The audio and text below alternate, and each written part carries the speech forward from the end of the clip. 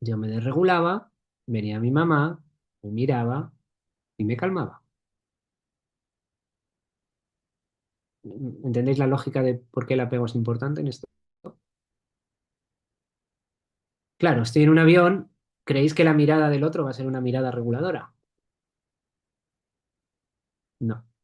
Por lo tanto, se activa mi segundo nivel. Ahora sí, pánico, lucha o huida. Claro, luchar, no sé contra quién voy a luchar, ¿vale? Igual me enfado con el personal de vuelo o me enfado con un señor que está peor que yo y le digo, cálmese ya, o vete tú a saber qué. Pero, ¿me va a funcionar la lucha o huida dentro del avión? No.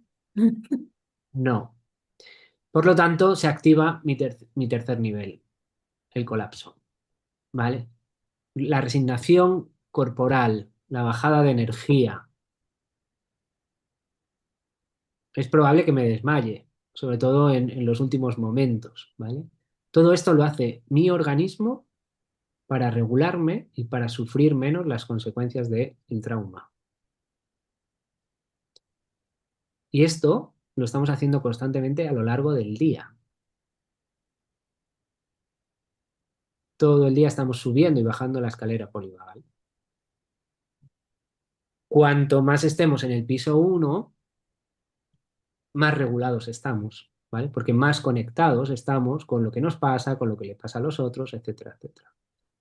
Cuanto más tiempo estemos en el piso 2 o en el piso 3, hará que, de alguna manera, mi neurodesarrollo se vaya sesgando hacia formas rápidas. Y de aquí, no sé quién lo ha dicho, María, me parece. ¿Quién ha hablado de que el estilo vincular o la manera en la que he aprendido a estar en el mundo condiciona mi respuesta? Evidentemente, ¿vale? Porque si yo soy una persona que ante situaciones de estrés me disparo hacia lucha o huida, en el avión lo voy a hacer igual también, ¿vale? ¿Mm? ¿Se entiende? Sí. Vale. Em, Hablaba de nervios, ¿no? De cómo se van ejercitando estos nervios. La mirada, en los contextos seguros, la mirada, el sostén, la prosodia de la voz, hace que continuamente el sistema parasimpático ventrovagal esté funcionando en el bebé o esté funcionando de una manera regular. El bebé que llora y que le regula a la mamá con su voz, con su mirada, está todo el rato entrenando esta parte sin darse cuenta, ¿vale? ¿Mm? Y va a ser fundamental. Em, lo podemos llevar a una película, esto si queréis. ¿Os acordáis de Titanic, la película? Igual es un poco antigua ya, pero bueno. ¿Cómo reaccionan digamos, la tripulación del Titanic en la película? De muchas formas, ¿no? Pero a ver si... Intentan resolver el problema, Esos son unos, o ¿vale? algunos intentan, otros intentan huir y Vale. finalmente se Que se resignan tiran al mar, no esperan a la ayuda, ¿no? y el Fijaos. capitán finalmente, yo me hundo con mi barco, yo me quedo aquí. Sí, eso ya es súper reflexivo, ya, ¿no? Esto es ya control absoluto del cuerpo, ¿no? De lo que me está pasando internamente, porque seguramente ese capitán, la necesidad corporal era la de salir de ahí, ¿no? Pero fijaos cómo tiene unas conexiones límbico-frontales fuertes, una capacidad de responsabilidad, y dice, no, yo me quedo en mi barco. Y hay otros que a la primera de cambio saltan, se ahogan ya de golpe. Em, y otros que buscan a su ser querido, que es esto la película, ¿no? Por encima de unos y de otros, lo importante es el vínculo con la otra persona, ¿no? Más allá de que se hundan o no. ¿Mm? O si cabes en la tabla o no cabes en la tabla. Claro, O si no compartes la tabla tampoco, porque hubo que no. no compartían. Esto es Esto, el gran debate, si cabían los dos o no cabían. sí.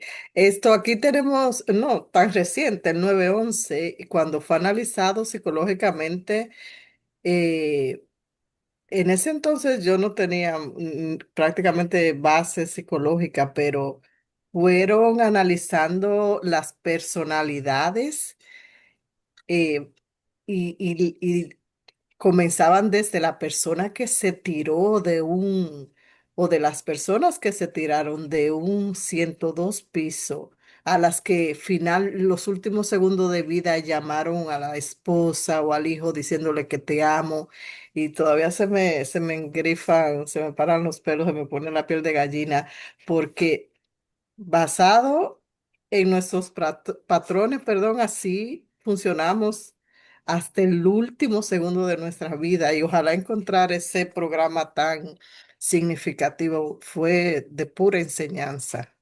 Mm. Bueno, yo creo que todo lo que va pasando a nivel de trauma colectivo también nos va enseñando un poco cuál es nuestro funcionamiento interno, ¿no? Em, Esto tiene que ver con eso, ¿no? Es decir, tiene que ver con en qué tipo de contexto nos hemos desarrollado, qué tipos de experiencias han quedado más enquistadas o no en mi cuerpo, y cómo vamos reaccionando. Esto no está ni bien ni mal, por cierto, ¿vale? Todavía no estamos hablando de nada patológico. Estamos hablando de respuestas enquistadas que condicionan de alguna manera el cómo vivo el estrés, el cómo vivo determinadas situaciones. Al final, mi cuerpo, da igual que haya vivido en contextos seguros o inseguros, siempre está chequeando el ambiente entre seguridad y peligro, ¿vale? Lo que pasa que seguramente si vivo o he vivido en contextos seguros o me he desarrollado en contextos seguros, mi capacidad de decidir sobre lo que es seguro y peligroso sea muy amplia. ¿M? Esto es el concepto de ventana de tolerancia, ¿no? Que yo creo que también lo habéis visto con Vicky, ¿puede ser? Sí, lo Es vimos. decir, mi capacidad de tolerar los vaivenes ambientales, contextuales, o sea, yo no veo, una persona con apego seguro no ve peligro en muchos aspectos. Una persona que vive en contextos inseguros está continuamente percibiendo peligros, ¿vale? Y siempre va a estar condicionado a respuestas que vienen de esos apegos. Es decir, o bien estoy buscando continuamente una figura que me regule, apegos ansiosos más ambivalentes, más dependientes, o siempre estoy huyendo de situaciones que me causan estrés. ¿Mm? Y esto es muy interesante para los desarrollos posteriores, más sanos o más psicopatológicos, ¿vale? Vamos entendiendo un poco cómo estas estructuras van como modelando de alguna manera nuestro psiquismo. ¿Mm? Sin darnos cuenta, por otro lado, ¿vale? Porque en el fondo esto son cuestiones como muy internas. Bien, muy bien. Bueno, ya hemos repasado lo polivagal. El segundo nivel sería estas estructuras límbico-frontales, que funcionan exactamente igual que nuestro sistema nervioso autónomo, es decir, van a funcionar condicionadas un poco a los contextos. Antes os decía que el sistema límbico en situación de peligro o de intensidad se altera. ¿Veis mi ratón cuando lo muevo? Todas estas, por aquí, ¿no? Por el centro del cerebro, digamos que hay estructuras subcorticales, dopaminérgicas, que van a enganchar con la parte más primitiva, que va a enganchar con nuestro cuerpo, es decir, que nuestro sistema nervioso autónomo también responde por cuestiones internas, ¿vale? Porque mi sistema límbico también está alterado, ¿vale? No solo por lo que pasa afuera, sino por lo que pasa adentro. Y este sistema límbico también va a generar puentes con el sistema prefrontal, que ya decíamos antes que el sistema prefrontal va a poder analizar todo lo que está pasando y dar una respuesta más o menos contingente, adecuada, funcional a lo que pasa. O no, es decir, porque a veces si se está cayendo el edificio, pues se está cayendo el edificio, ¿vale? Otra cosa es que me comporte de una determinada manera u otra. ¿Mm? Si yo vivo eh, en contextos inseguros o desorganizados, mi sistema límbico está funcionando continuamente, no hay quien lo apague, está hiperactivado. De hecho, hay estudios que hablan de cierta hipertrofia, es decir, de cierto desarrollo como más grande en personas inseguras y desorganizadas que en personas seguras, ¿vale? digamos que es un órgano que es más necesario para esa persona para su supervivencia. ¿Mm? Eh, y, eh, y esto, entonces al final, digamos que la calidad de regulación de esta persona va a estar determinada por la capacidad de ir generando asociaciones con la corteza prefrontal. Y esto también es apego, ¿vale? Y aquí nos vamos a las teorías más de Peter Fonagy y de mentalización, donde nos hablan de lo que Gergely y Watson nombraron como el marcado contingente, ¿vale? Que es básicamente esto. Un niño, por lo general, su psiquismo es un psiquismo muy básico, digamos que psicofisiológico casi, ¿vale? Por cierto, si cogiéramos el cerebro de MacLean, veríamos un poco las etapas de nuestro desarrollo, ¿no? Un bebé psicofísico, es decir, llora, se desregula, no porque esté interpretando la realidad, sino porque tiene un montón de sensaciones internas que no sabe manejar. Frío, hambre, sueño, cansancio, malestar, dolor corporal, no porque eh, eh, Donald Trump haya invadido Irán. O sea, un bebé no tiene esta capacidad, ¿vale? Digamos que su desregulación tiene que ver con estados corporales y psicofisiológicos, pero que no puede tolerar, no es capaz de darse cuenta de lo que le está pasando. ¿Mm? ¿Qué necesita? Necesita que un otro genere una especie de sensación o emoción secundaria que sea tolerable para este bebé. Por lo tanto, necesita un adulto que sepa representar bien el estado mental del niño, creo que mi hijo tiene hambre, y que responda con una especie de, Gergel y Watson lo llamaban especularización secundaria de la representación. Es decir, de una manera con una prosodia como muy definida. ¿Mm? ¿Cómo hablamos a un niño? A un bebé.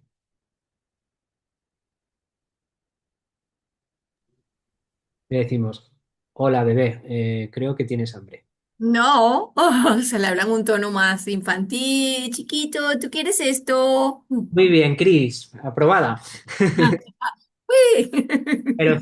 Pero esto nos lo enseña alguien. Es instintivo. Vale. Fijaos que es sabio todo, ¿no? Porque es esto lo que necesita él. Esta es lo que Gergely y Watson llama la especularización adecuada de esa representación. Es decir, Mm. ¿qué le pasa a mi niño que tiene hambre? ¿Quién te va a dar de comer? ¿Mm?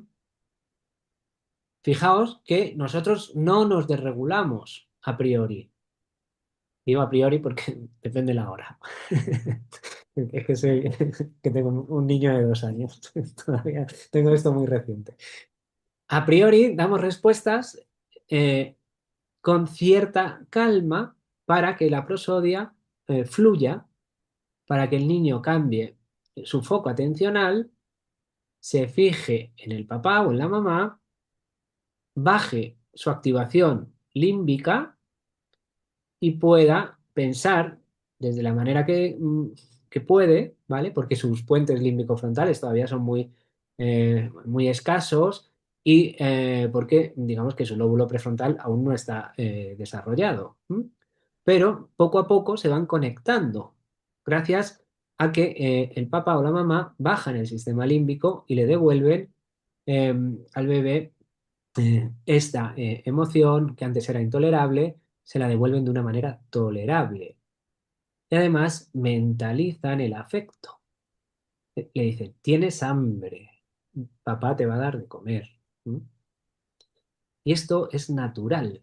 Esto es el proceso de generar mentalización, porque el niño aprende a darse cuenta de que su malestar tiene que ver con una necesidad que es la nutricia, en este caso, por ejemplo, ¿vale? Súper importante, si se van dando estas relaciones de apego constantes, se van generando estas estructuras necesarias para la regulación, ¿vale? Que a priori son externas, son corregulatorias, ¿vale? Necesitas un otro, para luego internalizarlas como propias. Ahora, cuando yo tengo hambre, no lloro esperando que venga mi mamá a darme de comer. ¿Mm? Es probable que me enfade un poco. Estoy pensando en que me cambie un poco el humor, que esto igual es también muy primitivo, ¿no? Pero cuando tengo hambre, puedo sostener el hambre porque sé cuándo voy a comer, por ejemplo. ¿Mm? Y esto es una estrategia interna, ¿sí? Entonces, por ejemplo, las formas que yo tengo de relacionarme con mis impulsos interoceptivos de hambre son seguras. Por lo tanto, me puedo regular. ¿Se entiende esto? Igual llevándolo a una parte más funcional, ¿no?, de la alimentación, se entiende bien cómo se van montando las estructuras seguras o inseguras en nosotros. ¿Mm? Bien, esta es la parte positiva. ¿Qué pasa con la parte negativa? Bueno, de alguna manera, que no solo no estamos dando una respuesta tolerable al niño para que pueda generar estas conexiones límbico-frontales, sino que estamos contaminando de alguna manera este proceso. Es decir, estamos diciendo que el que él tenga determinadas sensaciones es confuso para él. ¿Mm? De alguna manera, lo que estamos haciendo es transferir nuestro estado mental. Si mi estado mental no es un estado mental que me permita representar lo que el bebé piensa o siente, no estoy devolviendo una respuesta contingente a la necesidad. ¿Y por qué no voy a tener una representación mental de un bebé si no sale de manera natural? ¿Porque soy mala persona? Porque él no tiene la capacidad todavía de hacerlo. No, digo al cuidador. ¿Por qué Ah, un cuidador no va a tener una representación del estado mental del bebé?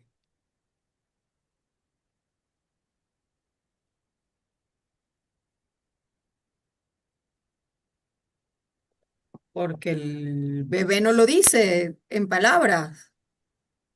Sí, espera, vuelvo otra vez a la lógica. Antes ha dicho Chris, nos sale de manera natural.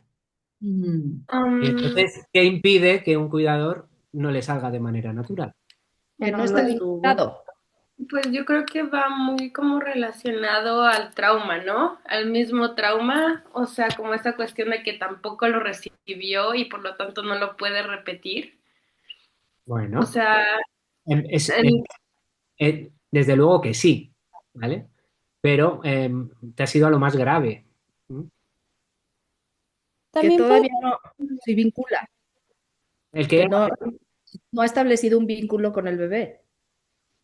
bueno, evidentemente no sano. El vínculo sí que hay, pero no sano. O sea, no. Ujú. Pero no es sano porque no puedes representar bien lo que le está pasando al bebé. Y Ujú. entonces, ¿por qué no puedes representarlo bien? Es yo que es un estaba poco... pensando- perdón, es que no puedo levantar la mano, pero yo estaba pensando en que hay gente que no tiene esas herramientas, pero, o sea, como las herramientas necesarias para tener el contacto con los bebés, para poder sí hacer como ese vínculo, pero Mm, no sé, o sea, por ejemplo, mi duda sería, no sé si esas herramientas es porque no las aprendió de niño, o tal vez sí se las dieron, pero esa persona no supo manejarlas, ujú. por lo tanto no las puede dar. Desde luego que sí, pero la respuesta es más sencilla todavía. ¿Mm? y, María, podría ser por el mismo estilo vincular del adulto. seguro que sí. Es decir, que era un poco lo que decía la compañera, ¿no? Es decir, que él tampoco se desarrolló en estructuras seguras, ¿no? ¿Podría ser la voluntad La voluntad de esa persona de de ser, quererlo hacer o no hacerlo? sí, eso sería un poco perverso, ¿vale? Porque en el Sí, fondo, pero no sé, es más sí, básico o sea, puede querer haber hacerlo, todo. hay voluntad o no. ¿Por qué perdemos la capacidad de darnos cuenta de lo que le pasa al otro? Por la empatía. Sí, en realidad lo voy a decir yo ya, ¿vale? Ahora. El instinto. Por el estrés, Ah, No ¿vale? entendí.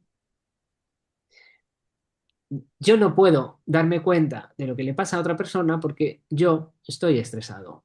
Y esto le hace en los términos que queramos, ¿vale? ¿Por qué está este papá o esta mamá estresada? Porque seguramente, digamos que la responsabilidad de cuidado se le haga grande, porque no recibió esos modelos seguros en su infancia, O sea, el porque prefrontal se tiene, desconecta y por no tener conectado el prefrontal, estamos nada más en la parte occipital y porque a él no actuando le de está, manera instintiva. claro, porque a él no le está funcionando el prefrontal. Por eso no Ok. puede mentalizar. Ya, ya, ya, ya.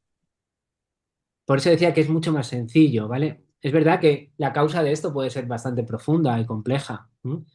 Y que puede ser todas las respuestas que habéis dado, ¿eh? No habéis dado malas respuestas, ¿vale? Lo que pasa es que estaba buscando una mucho más simple. Puede ser que el llanto del bebé sea un acontecimiento traumático desregulador, ¿vale? Eh, entonces el propio llanto hace que, fijaos qué paradójico, el propio llanto del bebé hace que el papá o la mamá se desconecten, ¿m? Y no den una respuesta sintonizada. Puede ser que sean estrategias evasivas o evitativas de afrontamiento. ¿M? Puede ser que esté bajo los efectos de los tóxicos, yo qué sé, que haya bebido, entonces no mentaliza bien. Vivo bien porque el bebé no lo deja dormir bien, está súper estresado, también puede ser una razón. Puede ser que la propia dinámica relacional sea compleja y que esté perdiendo capacidad de mentalizar. Claro que sí. ¿M? No estoy diciendo, a ver, claro que hay una forma correcta de hacerlo, pero estoy intentando ver que no siempre lo vamos a hacer bien, y menos con un bebé, ¿vale? Porque además, a lo mejor intuir que tiene hambre es fácil, pero a lo mejor no damos con la clave. ¿M? Y ahí tampoco estamos mentalizando y estamos poniendo todo en juego, ¿vale? Por lo tanto, esto que parece sencillo no lo es. Y lo que es más complejo es sostenerlo en el tiempo de una manera segura, ¿vale? Va a haber contingencias más seguras y va a haber otras menos seguras. Desde luego, por ejemplo, si lo que hay en el cuidador es una depresión endógena grave, no va a mentalizar nunca, ¿vale? Por lo tanto, la relación vincular se va a ver muy debilitada y ese niño va a crecer con determinadas deficiencias también a la hora de establecer puentes entre lo límbico y lo frontal, ¿vale? Porque no va a tener capacidad en el contexto para tener experiencias seguras, ¿vale? ¿Entendemos esto? ¿Sí? Sí. Vale, pues en todo esto es en lo que se basa Peter Fonagy, sobre todo en las teorías basadas en la mentalización. Él trabaja con adultos con trastorno mental grave, trastorno de personalidad principalmente. Empezó trabajando con trastorno límite de personalidad porque estudió cómo esta capacidad mentalizadora de esos adultos que antes habían sido bebés estaba muy comprometida, es decir, no funcionaba bien. Y cómo al final la expresión de personalidad en el trastorno, ¿vale? Que es, digamos, unas emociones muy lábiles que se mueven continuamente, que están continuamente desreguladas, digamos que serían las características de un trastorno límite de personalidad, ¿no? Donde todo se polariza, donde todo es bueno o malo, me quieres, no me quieres, y el mundo se cristaliza en términos como muy radicales y muy difíciles de sostener. Imaginaos una persona con trastorno límite de personalidad, cualquier cosa es susceptible de desregulación, ¿no? Si no me escribes, ya no me quieres, no sé, me estoy inventando cosas, ¿vale? Pero si no me saluda mi jefe es que me van a despedir, si no, no sé, cualquier cosa hace que esa persona entre en desregulación, en colapso o la estrategia corporal o funcional que haya aprendido en su vida, ¿vale? Y entonces empezó a trabajar con este tipo de perfiles y se dio cuenta que tenían esta capacidad mentalizadora muy comprometida, muy dañada, y empezó a trabajar básicamente en entrenamiento en esto. Las terapias basadas en mentalización es de alguna manera repetir en terapia em, los marcados contingentes de una manera cada vez más conscientes, ¿vale? Donde la persona al final se da cuenta de lo que está haciendo el terapeuta y es capaz de bueno, de ir tomando conciencia de lo que le pasa internamente, de lo que le pasa a su cuerpo, de lo que le pasa en relación, de cuando se activa. Bueno, son terapias bastante chulas.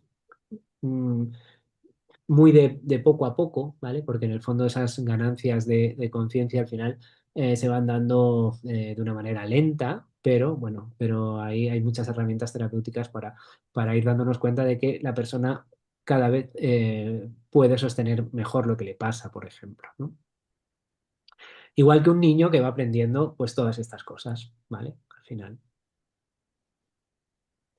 No quiero esto decir que el terapeuta cambia su tono de voz y dice, ¿qué le pasa a mi paciente que tiene hambre? No, no es eso. ¿Vale? Pero sí sabe leer muy bien la forma en la que tiene que referirse a él, por ejemplo, o cómo lo tiene que hacer, que esto lo ensayaremos seguramente el próximo día, ¿vale? ¿Sí? ¿Se va entendiendo más o menos? Sí. Bueno, bueno, esto es un poco lo que hemos contado antes, ¿vale? Eh, Hay un afecto intenso, hay un marcado, el bebé aprende esta sensación de seguridad y de diferenciación de lo que le pasa a él, de lo que le pasa al otro. Eh, Hay una representación mental del estado y una mentalización al final, ¿no?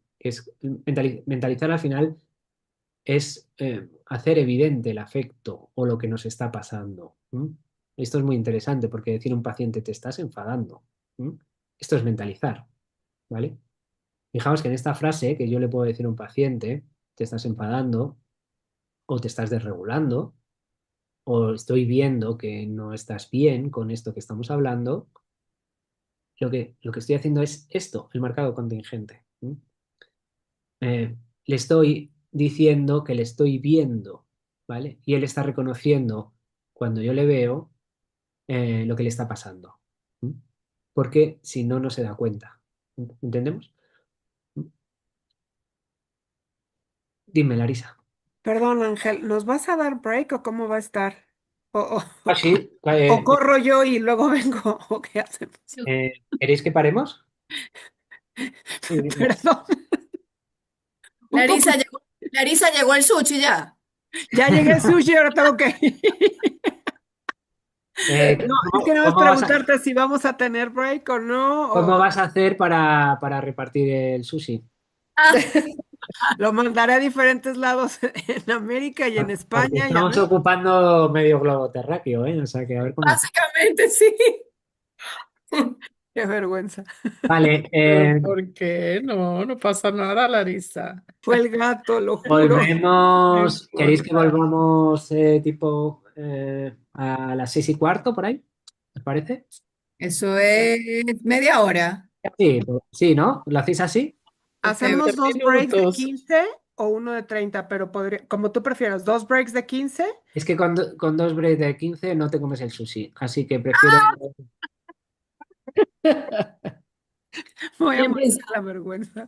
prefiero... Vale, vale. ¿Volvemos 6:15? ¿Sí? Ya va, ¿en qué quedamos entonces? ¿En cuánto volvemos? Sí, a Media las hora. media hora, eso es. Media hora. Perfecto, gracias. Chao.